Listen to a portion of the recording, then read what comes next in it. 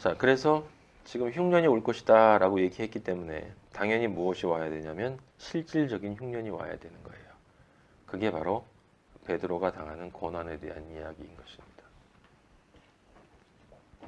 요한복음 15장 18절 찾아보세요.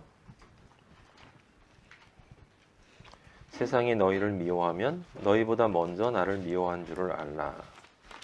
너희가 세상에 속하였으면 세상이 자기의 것을 사랑할 것이나 너희는 세상에 속한 자가 아니요 도리어 내가 너희를 세상에서 택하였기 때문에 세상이 너희를 미워하느니라. 우리 주님은 우리에게 분명히 말씀하십니다. 너희가 정말 그리스도인이 맞다면 너희는 세상으로부터 미움받는 것이 당연하다. 왜 사람들이 나를 미워할까? 라고 생각하지 말고 드디어 나는 그리스도인이 맞구나 라고 하는 그 믿음, 정말 네가 진지한 마음으로 그리스도를 받아들인 사람이 맞다면 그런 미움 속에서 기뻐하고 즐거워할 수 있을 것이다. 그 기뻐하고 즐거워한다는 건 미움받으면서 요즘 메소키스트처럼 히히덕거리는 것이 아니라 미움과 핍박과 고통이 주는 그 고통은 그대로 받는 거예요. 외롭고 힘들고 고통이 느껴지지 않는 게 아니라 아주 절실하게 느껴집니다. 그런데 그 나보다 내가 당하는 지금 이 고통보다 나의 주님이신 예수 그리스도가 당해주신 나를 위해서 당해주신 그 고통이 비교할 수 없는 그 것이기 때문에 예수님의 그것에 비하면 나는 정말 보잘것없는 것들이고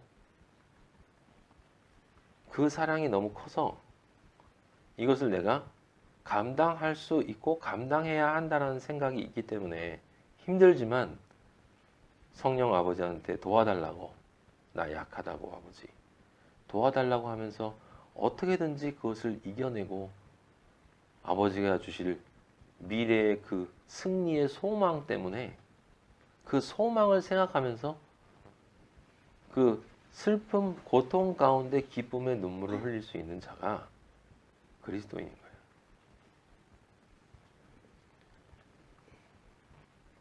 예수님이 십자가에 달리면서 기뻐하고 즐거워했습니까? 아니에요. 아버지 왜 나를 버리시냐고 아버지를 간절히 불렀어요. 너무 고통이 심해서 혹시 아버지가 나를 버리신 것이 아닌가.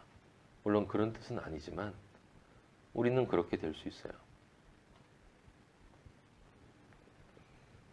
분명한 건 우리가 그리스도인이 맞다면 내가 아버지를 버리기 전엔 아버지는 절대로 날 버리지 않는다는 사실이에요. 그래서 이 흉년의 시대에 이제 그 감독관으로 진리를, 말씀을, 양식을 전달해 주는 사람으로 산다는 것, 그리스도인으로 존재한다라고 하는 것은 그 사탄의 회당, 여기 지금 유대인들 얘기가 바로 뒤에 나오거든요. 계시록 2장 9절 한번 보세요. 계시록 2장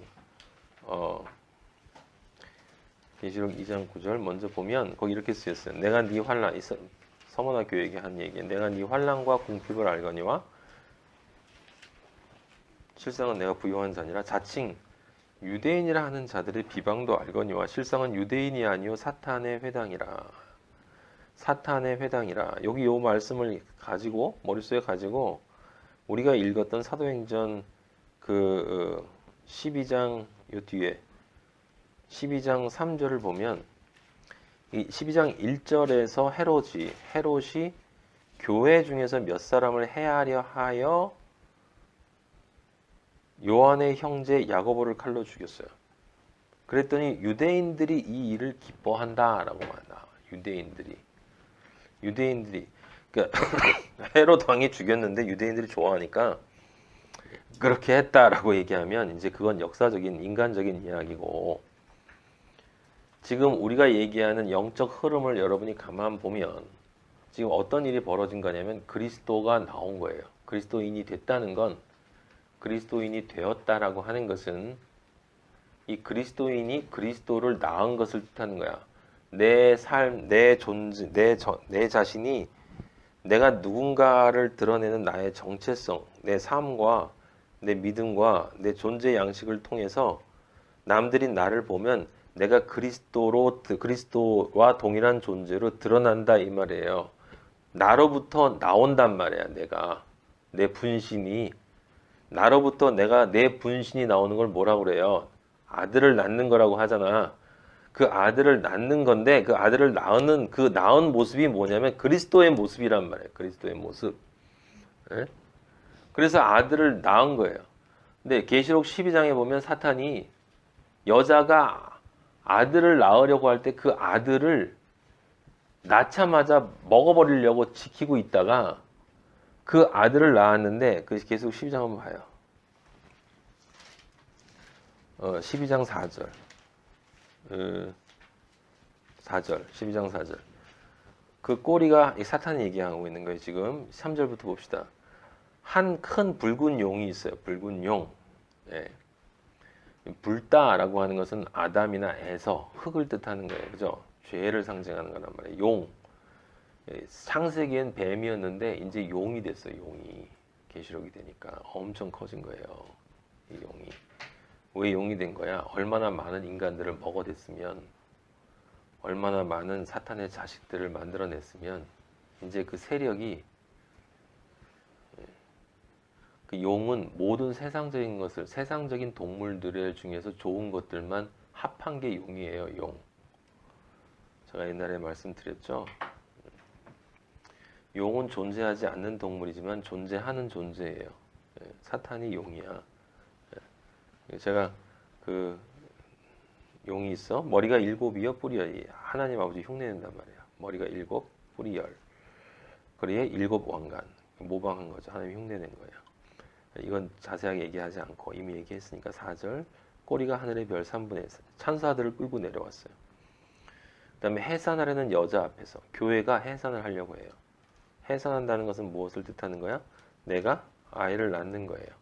근데 여자가 아이를 낳는다는 것은 무엇을 뜻하냐면 그 안에 씨가 들어갔다는 것을 뜻해. 임신한 거예요. 임신해서 아들을 낳아. 근데 아들을 낳는데 그 아들은 내 몸에서 나온 거야. 내 존재로부터 나온 거예요. 남들이 날 보면 내 존재로부터 나오는 게 예수 그리스도여야 한다는 거야. 그 아이를 삼키고 사는데 그 아이가 누구냐면 장차 뭐예요? 철장으로 다스릴 존재. 예수 그리스도를 뜻하는 거야. 근데 실제 이 예수 그리스도는 그 예수 그리스도이기도 하면서 동시에 그리스도인이 자기 존재를 통해서 드러내는 그리스도인의 모습, 그걸 뜻한단 말이에요. 우리는 그리스도를 낳아야 돼. 우리의 삶을 통해서. 그게 그리스도인이란 말이에요. 근데 이제 여자가 해산하면 그 아기를 삼키고자 해. 그러니까 그리스도인으로서 살아갈 수 없다. 그런데 여자가 아들을 낳았어요. 5절에. 근데 먹히지 않고 어떻게 됐냐면 하나님 앞과 그 보호자 앞으로 올려간대. 우리가 그리스도인으로서 그리스도인의 삶을 살면 우리의 삶의 향기가, 계시록의 뒤에 나오는데 향기가, 우리의 기도, 삶의 기도의 향기가 하나님 아버지 앞에 올라간단 말이에요. 그렇게 되어야 우리가 사는 거야. 근데 그 9절에 보면 이제 큰 용이 내쫓겼다 그랬어요. 십자가를 통해서 당연히 내쫓겼죠. 그래서 쫓겼는데 쫓기고 나서는 13절에 보세요. 용이 자기가 땅으로 내쫓긴 것을 보고 남자를 낳은 여자를 박해한다 그랬잖아요. 그죠? 박해한다 그랬단 말이에요. 그래서 이 박해하는 이 사건이 바로 여기서 우리가 사도행전에서 본 흉년의 역사예요. 흉년의 역사, 여러분. 박해하는 거예요. 근데 박해하는데 그 여자가 큰 독수리의 2 날개를 받아요. 하나님의 보호를 상징하는 거죠. 광야 자기 곳으로 날아간다는 이 광야 같은 세상, 40년의 세상을 40으로 상징되는 이 광야, 우리가 인생을 살아가는데 그 자기가 있는 그곳에서 각자가 있는 그곳이 뭐가 되는 거예요? 방주가 되는 거예요. 방주. 자기 곳으로 나는 이스라엘의 어떤 지역, 그런 얘기가 하는 게 아니고 다 사기예요. 사기. 뱀의 낯을 피하여. 뱀의 낯을 피한다라는 건 뭐예요? 뱀이 못 본다는 거야. 그리스도인은 세상으로부터 감추어진 존재. 예, 한 때와 두 때와 반 때를 양육받는다. 이게 7년을 다니엘서 12장에서 나왔던 7년을 반으로 나눴던 그 얘기예요. 근데 우리가 읽었던 그 창세기에서는 바로 일곱 흉년을 나타내는 거야. 일곱 흉년. 예, 그걸 이해해야 돼요. 그리고 계시록에는 천년 왕국이라고 표시가 돼 있어. 다른 것들이 아니에요. 나중에 우리가 계시록 할 때 우리 자세하게 보도록 하고, 거기에 여자의 뒤에서 뱀이 그 입으로 물을 강같이 토하여 낸다 그랬잖아요. 물을 강같이 토하여 낸다라고 하는 게 바로 흉년을 뜻하는 거예요.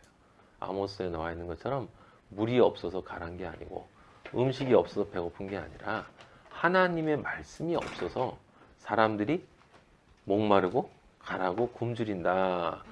예? 나와 있는 그 말이 그 말이란 말이에요. 그 17절 말도 기억을 해놔요. 용이 여자에게 분노하여 돌아가서 하나님의 계명을 지키며 예수의 증거를 가진 자들과 싸우려고 바다 위에 서더라. 그 말씀을 딱 보고서 여러분 지금 오늘 우리가 읽었던 본문의 맨 마지막 구절 한번 봐봐요. 12장 19절. 지금 그걸 미리 얘기를 하고 이어 나왔으니까 얘기를 하고 다시 돌아가서 시작합시다. 거기 19절에 뭐라고 쓰였냐면 헤롯이 그를 찾아도 보지 못하며 찾았는데 못 봤대. 낫을 피했어.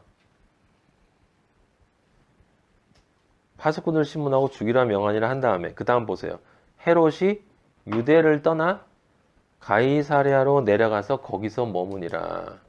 가이사랴가 어디라고 그랬어요? 해변가. 아까 사탄이 어디 가서 있었지? 바닷가 모래 위에. 바닷가 모래 위가 어디예요? 해변가잖아. 해변가. 제가 여러분들에게 말씀드렸죠?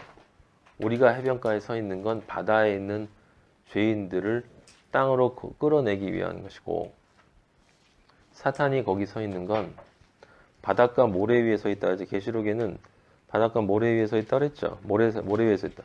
모래가 뭐라고 했어요? 모래 위에 지은 집에 그 모래잖아. 진리가 아닌 것들. 하지만 진리라고 주장하는 수많은 것들 위에 그 근거를 지우고 서 있는 그 아비가 바로 사탄이란 말이에요.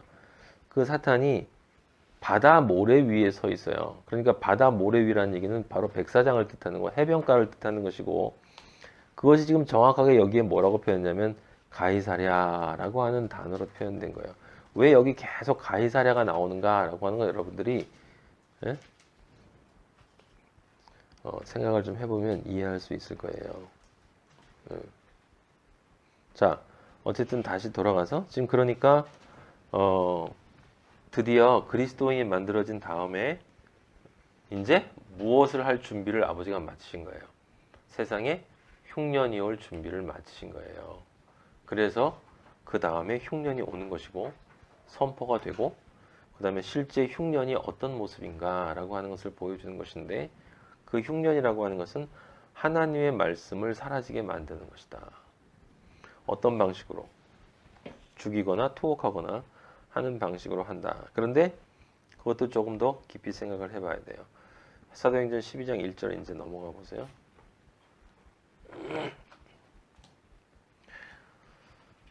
그때 헤롯 왕이 손을 들어 교회 중에서 몇 사람을 해하려 하여. 여기 헤롯은 정확하게 사탄을 뜻하는 거예요. 용을 뜻하는 용. 여기 헤롯은 용으로 나오는 거예요. 계시록 12장 얘기가 지금 그대로 얘기가 전개가 되는 거예요.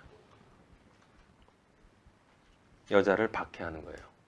아이를 낳은 여자. 아이를 낳은 여자가 누구야? 그리스도인. 그리스도인을 박해해요. 어떻게 했냐면 요한의 형제 야고보를 칼로 죽였어요. 이 야고보란 이름을 여러분들이 주목을 해야 되는데, 이 뒤에 보면 좀 이게 독특한 말씀이 있는데, 이 베드로가 야고보가 죽은 다음에 베드로가 갇히잖아요. 지금 우리가 읽었지. 그 베드로가 갇혔다가 나중에 나오잖아. 그죠? 나온 다음에 그 사도행전 몇 장이야? 거기 뒤에 보면 17절 보세요.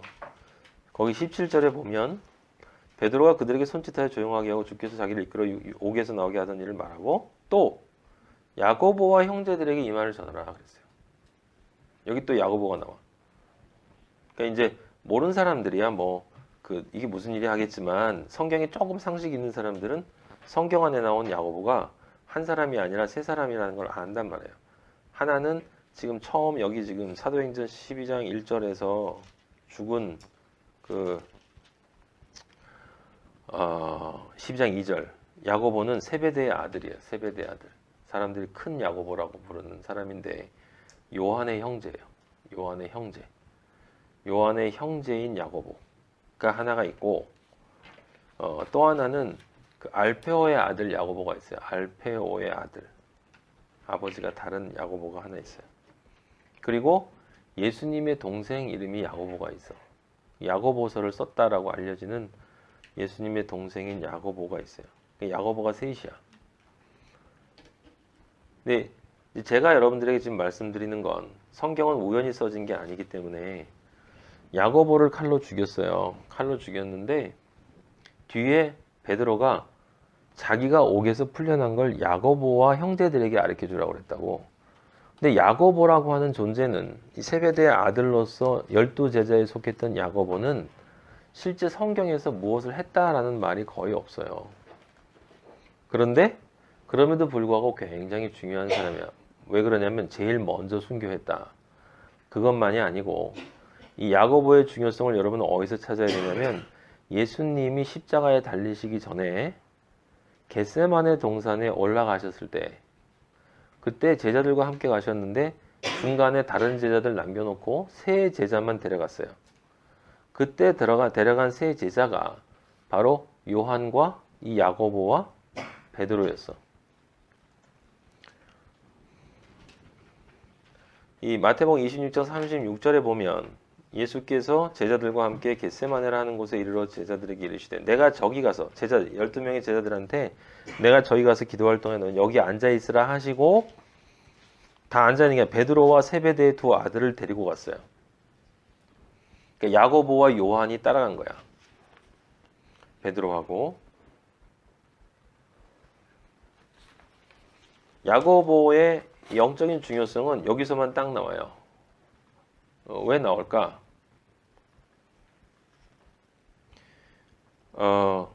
요한계시록을 누가 썼어요? 요한이 썼어요. 요한은 구원의 종착점을 뜻하는 존재예요. 7년 흉년의 시작이 있고 전개가 있고 끝이 있어요.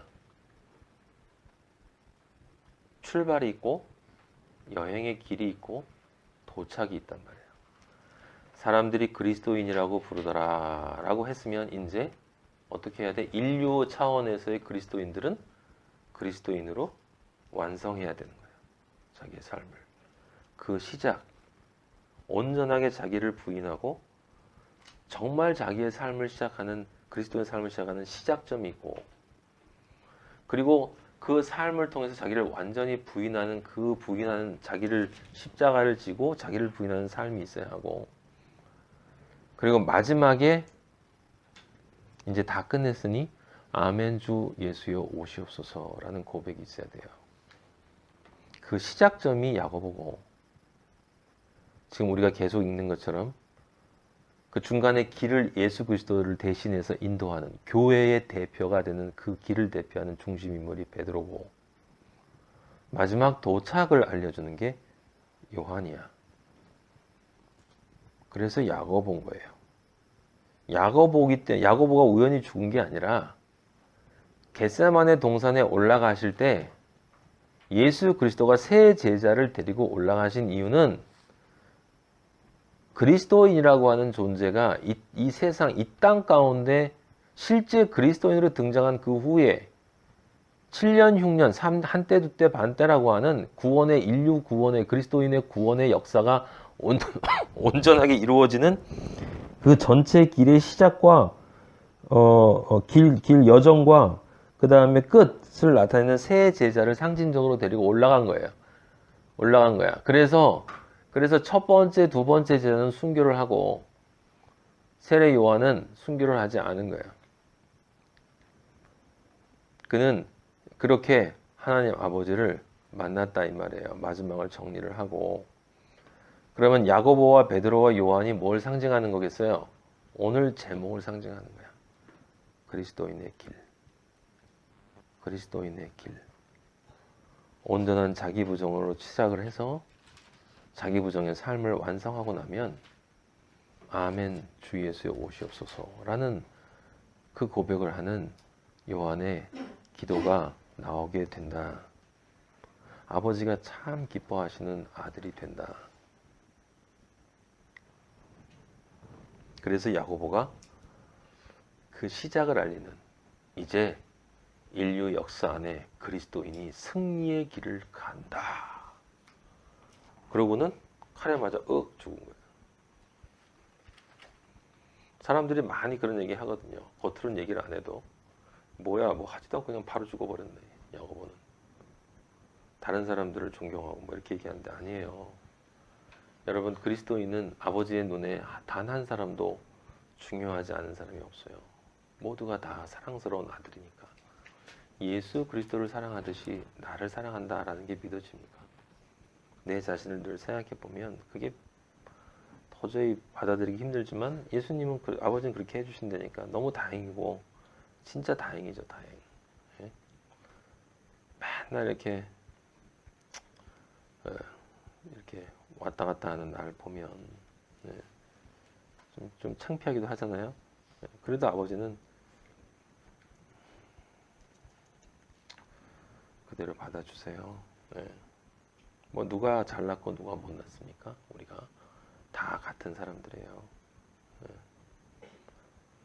다 같은 사람들인 건 모두 다 죄인이었지만 다 같은 사람인 건 모두 다 예수 그리스도의 보혈로 씻어졌고 다 같은 사람이란 건 이제 야고보와 베드로와 요한의 길을 갈 사람들이다 이 말이에요. 야고보가 여기서 죽은 건 왜 죽었냐면 예수님이 겟세마네 동산에 데리고 올라가셨기 때문이에요. 그 은혜를 그리스도를 위해서 그 구원의 역사의 시작인 거예요. 야고보가 팡파레를 울리는 거라고요. 이제 시작이다. 그러고 죽은 거예요. 사탄아 와라. 그래. 드디어 흉내의 시작이 됐구나. 이 세상 인간들은 몰라. 자기들이 어떻게 살아가고 있는지. 저렇게 수많은 인간들이 제 나름대로 잘났다고 떠들면서 돌아다니지만 몰라. 아무것도 몰라. 난 알아. 난 알기 때문에 난 이 길을 갈 거야. 그 누가 봐도 초라하고 보잘것없는 헤롯이라는 왕에게 그냥 죽는 그런 뭐 해보지도 못하고 전도도 못 해보고